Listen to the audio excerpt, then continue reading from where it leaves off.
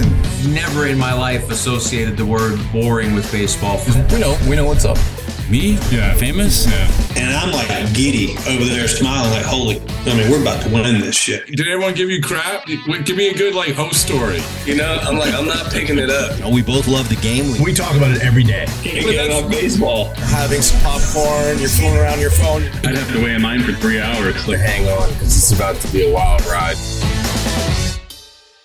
All right, there is nobody I'd rather be talking to right now than James Paxton, who's out and about shopping for his son's birthday, 3 years old. What a dad. I said, as I just told you, James, it's like, this is a sweet spot for birthdays. Yeah. I think it is. It's not to get too in the weeds with the perfect birthday age, but 3 years old is good because you know what's going on. 1 and 2, you kind of can give them just a box and they're happy, a shiny object. Now it's totally a new different. What's on the docket? What's going on?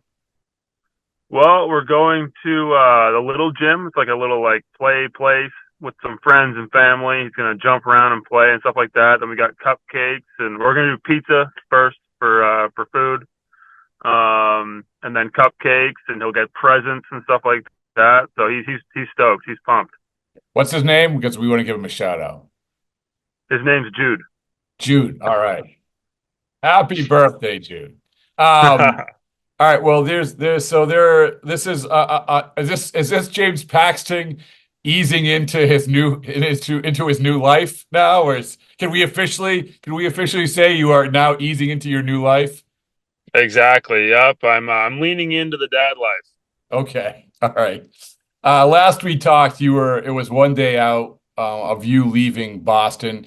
You said basically you had progressed where it was, if the Red Sox made the American League Championship Series, there was a possibility that you could pitch. I don't want to spoil it for anybody, but they did not make the ALCS.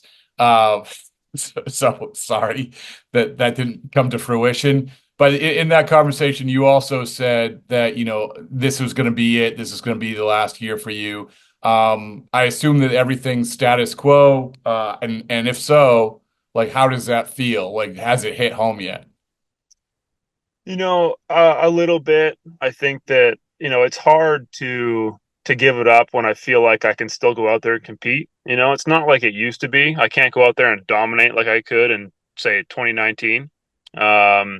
But I feel like I can still go out there and compete and help a team win. So it's hard to say, yeah, I'm done, when I feel like I can still go out and have success. But at the same time, my family's ready for me to be done. My kids are ready for me to be around more.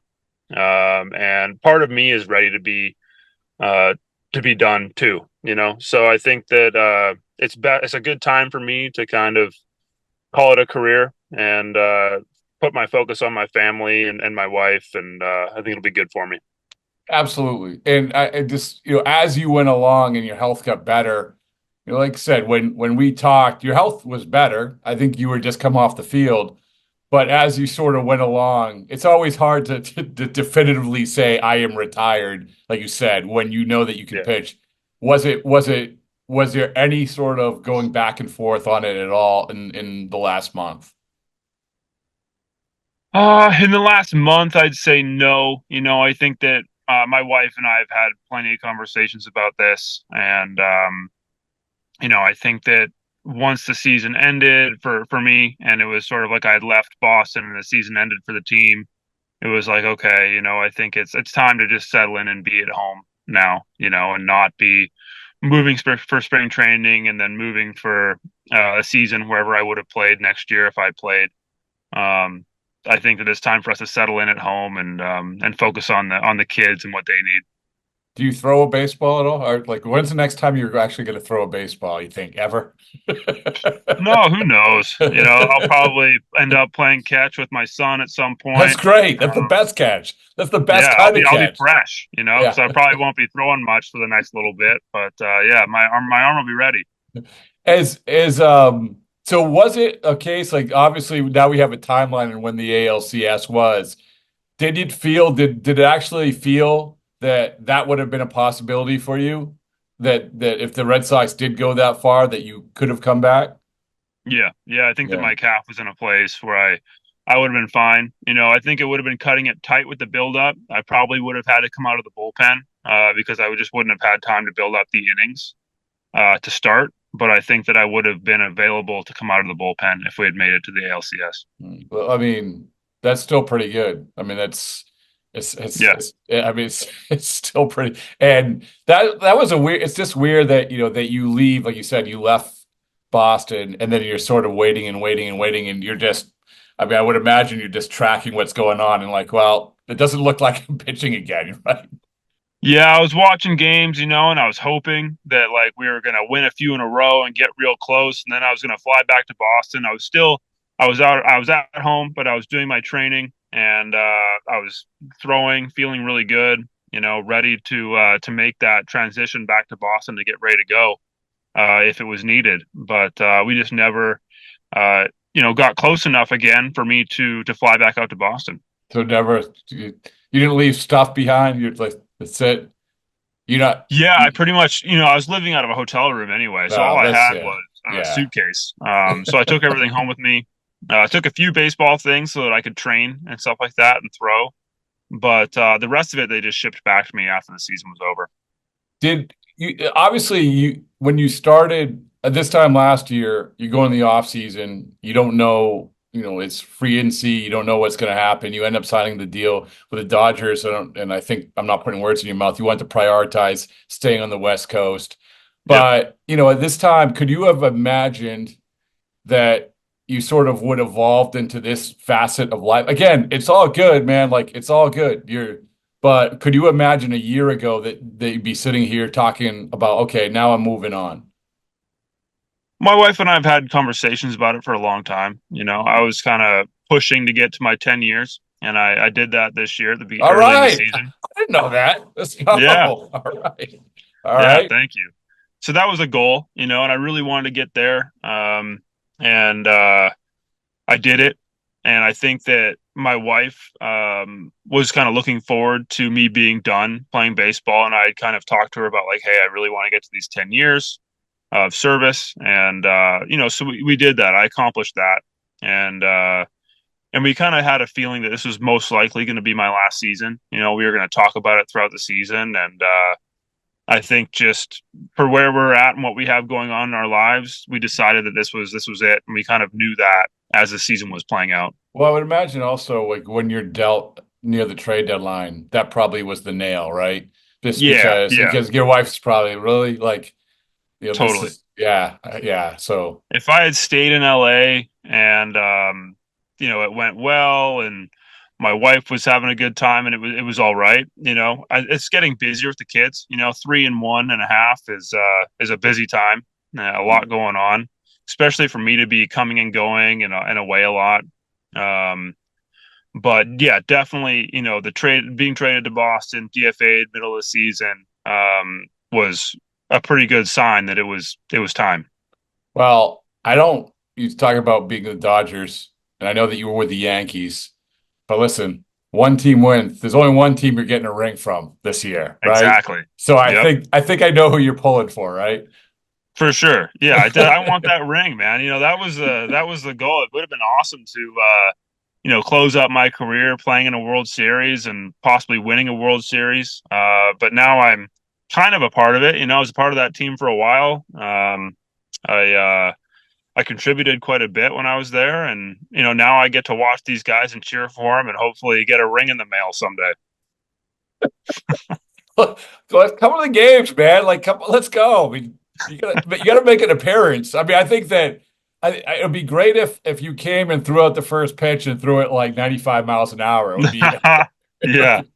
Just train to get ready to throw one pitch. I would plant that in the ear of the Dodgers people. There you go. So, but to go back to when you joined the Dodgers, it's obvious it's a long season. The team evolved, but you have a unique perspective of it because, like you said, you're a key part of their success more than halfway through the year. As you went through it, or did you see that this was the team that ultimately it was going to become? Yeah, you can see the talent. I mean, on paper they're incredibly talented, and even like you watch them play and you just know. I mean, you look around the field, you look at the players. It was really just a thing of health. Like that was all it was if we stayed healthy and our big time guys got healthy, stayed healthy, like it was going to be, we were going to the postseason and we had a really good chance at winning a World Series.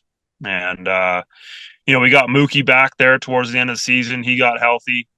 Unfortunately, Glasnow went down, but we got Yamamoto back. Freddie's been gutting it out through some injuries and stuff like that. And they got Muncy back as well. So, they have tons of talent on that team, and the bullpen's been amazing for those guys. They've really stepped up to help the starting rotation, who's a little bit banged up. So it's been fun to watch. I've been following the games a little bit, and I think that they knew, and everybody knew, that the Dodgers had a really good chance at going really deep in the postseason. Yeah, but it's like you said, it's there has been a lot of attrition, especially with the starting pitchers. You rattle off, and I've had this conversation with a lot of people, James, about how the days of no bullpen games. When we saw a bullpen game in the postseason before, it was, oh my goodness, how do you ever do what's this? wrong? What's wrong? I mean, even last year, Mike Hazen, the president of baseball operations for the Diamondbacks, was like, oh man, I fell short. I didn't get enough guys. We had to do a bullpen game in the World Series. Now they're just like, well, it is what it is. And Totally. I mean, Yeah. from a starting pitcher's point of view, I don't know how weird it is. Like if you look at it in a different way, I'm kind of interested in like how you look at watching one of these games as the bobbing and weaving goes, and as guys are getting taken out or bullpen games or whatever. How do you view it? I mean, I understand it. I think that my preference is to, like, I would rather myself pitch, 7 innings or something like that in a postseason game. I'd rather watch a starting pitcher throw 6 or 7, 8 innings in a postseason game, something like that, go out there and dominate. But I've heard hitters talk about how difficult it is to face a different arm every at bat, Mm-hmm. So I think, and there's so many guys with so much talent now and nasty stuff on the mound. All these bullpen guys are all throwing 95, 96, and they've got some nasty, breaking ball. So if you're facing something different each at bat, I can see it being really hard on these hitters. And I think that, teams are understanding that and knowing, like, hey, this is something that we can do. If we have our guys rested enough, or we have the availability to go out and do a bullpen game and throw some great arms, to an inning and 2/3 or, whatever. I think that it works, and we've shown that it works. There's been games. I think it was, what was it? Last bullpen game for the Dodgers, they won like 8-0. I don't think they gave up any runs. Right. Won the game. Yeah. It's true. I'm still torn a little bit because I feel like all it takes is one guy to have a bad inning, So It's true. I mean, but Yeah. I do love, and I do think, and this is my own thing, I do think to what you're saying, I think that it's fine, but you have to have a couple guys. It's sort of like last year with Montgomery and Valdi. Have a couple guys while you're figuring everything out. So Yeah. You can't have a bullpen game every game. Those guys are going to get worn out. You got to have a couple horses in your rotation. You usually see it. I feel like every year the team has at least two. You have 1A and 1B starting pitcher. And then you can have a third guy, and then you can kind of fill in with the bullpen, and then maybe you have a bullpen game or something like that. But I feel like there needs to be, two starters that help carry you, because there's too many innings to rely on the bullpen to cover them all. no, I agree. Just go back to the Dodgers. You talk about the talent, but how about the clubhouse culture? Obviously, the guy who owns the LLC to this whole thing, Joe Kelly. We get a perspective from him. Yeah. But I want to get your perspective of, you've been in different clubhouses, and what the clubhouse culture was like from your perspective for the Dodgers. Yeah. It was a great culture. I really enjoyed it. I would put it kind of right between the Yankees and Boston. The Yankees was very professional, very serious. Boston, not saying that Boston isn't professional and serious, but there's more of like a laid back feeling to it, more relaxed, still going out there to do a job, but they were a little bit more loose. At least when I was with the Yankees, it felt a little bit kind of stiffer, because of the expectation, I think. And I think with the Dodgers, it was sort of in the middle, where it was professional, but it was also relaxed. And I think that's probably partly due to how many veteran guys are on the team. I think we were counting it up during the season, and there's like 7 or 8 guys, 9 guys at one point with 10 plus years, Oh, it's crazy. on the team.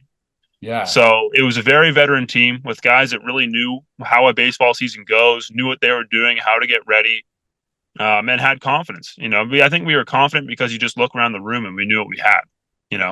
So we were focused on one game at a time and winning that day and moving on to the next. And that's what they're continuing to do in the postseason, and that's what keeps you focused and allows you to go deep in the postseason.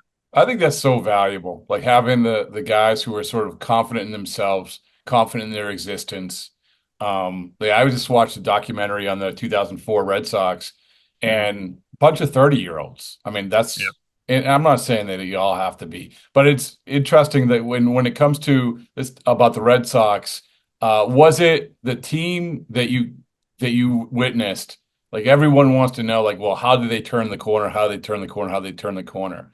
Maybe it's just a fact that you just have to get these young guys older and older and older and older. Like, I mean, I don't know if that's how you feel or not. Yeah, I think my view of Boston is like they have a ton of talent. There's some really good positional players there. You got Rafi. He was banged up towards the end of the year. So you can't really look at his production for the last bit of the year because he was hurt and still playing. He's fantastic. Getting Story back is huge. Them having him for a full season next year will be really big for the team because he's a veteran presence. Everyone respects him, looks up to him. The emergence of Duran, is huge for that team. Wilmer Abreu, they've got some really good players, and I think that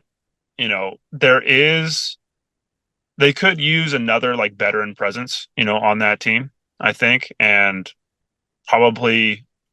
If they want to win a World Series, like I could see them going out and getting like maybe one more kind of big time player, to go out there and really like, okay, give the players some confidence. Like, hey, we're going for this. We're doing it, And the starting rotation, you've got talent, you've got young talent, and getting Giolito back next year, right? He's back next year. Yeah. That'll be a big get. I think that they probably need to go out and get a horse, in my opinion. I think that if you want to win a World Series, you have to be able to go out there and have a 1A, 1B at the very least, and I think that Houck and Giolito are both capable of that. But you know how a baseball season goes. Yeah, you never know what's going to happen, and I think they could use another guy, in that rotation. And then you're always bullpen's hard. It's year to year. You see guys have great years, have a bad year, have a great year. So it's kind of just you piece together a bullpen and it changes throughout a season, very, very often. I think you and I look at that team the exact same way. Honestly, it is. It's. I think that you do. And listen, you come from a different perspective than me, but I do think that what you said about the veteran, what you said about having sort of the guy that has gone through a season, and got to the finish line, and they may be gone beyond. Because who knows? Like you never know where you're going to end up. So I think that you hit the nail on the head. Just the last thing is you mentioned the Yankees playing for the Yankees and the Dodgers. It's what's interesting. Obviously, these are two heavyweights and payroll and everything else, but the fan bases to me fascinate me. Right? It's like I've been in Yankee Stadium. I was there in 2018, the last playoff game at Yankee Stadium, and it was I rarely have felt like a group of fans on top of you like that. But at the same time, I don't know. And then you have the Dodgers, who I think is such a unique crowd. And so, just from your perspective, and I know you haven't had a lot of time with the Dodgers, but what's the difference for you? Yankees fans are tough, man, and they're in your face. They're loud. Being a Yankee player, it's I don't know. The first half of my season in 19 as a Yankee, I got booed off the mound a few times because I had a tough first half. And then, second half of the season, I pitched a lot better, and I got standing ovations coming off the mound. And they're extremely passionate one way or the other. It's there's not a lot of in the middle for them. It's like you're either great or you're getting booed. But they love their team, man, and they have high expectations, I think, and they bring the energy. Same thing in LA. They were an energetic crowd. They were loud, excited. I've been watching the games on TV, and you can see that they're bringing the noise. I think that they're both fantastic fan bases. And it's going to be a head-to-head battle, man. Like you said, like two heavyweights. It's going to be really fun baseball. I think I saw the other day they were saying it's the first time that two guys who have hit 50 home runs are going up against each other in the World Series. So, I mean, you're going, like you said, heavyweight, two fantastic, very talented teams, a lot of guys really good on the field. I'm looking forward to watching it. Listen, I'm looking forward to you getting in the ring. I'm not gonna lie. So we gotta get you that ring. It can't be in the mail. It has to be, somebody like, it has to be a very special delivery because you meant a lot to that team. I'm going to close it out with these two random questions, which I ask everybody. These have nothing to do with baseball. Black Friday. Are you a Black Friday shopper day after Thanksgiving? Absolutely not. No. Good for you. Yeah. And then the other one is, how do you feel about decorating for Christmas? Are you an all-in guy or? I do what my wife tells me to do. How about that? Man, those are two very good answers. I put up the tree. I put the star on the top because she can't reach it. What else? I bring down the boxes out of the garage so that she can decorate and stuff like that. I do my part, but I think that if it was like up to me, I would definitely put up a tree. But like I'm not putting together a train or like doing all that stuff. Yeah. It's just never been something that I was super into. Well, it's again very good answers, and if nothing else, I will make sure that in the coming years, even in retirement, you become the ambassador to maple syrup for the state of Vermont. Hey man, I'm waiting. You've been saying it for a few years now. I'm just James, like literally a government official. The person who is in charge of this gave the go ahead. I think much like you winning a ring, it's just a formality. So we'll make it happen. Something to look forward to. Sounds good. But it's always a pleasure. Always a pleasure, my friend. Thank you, man.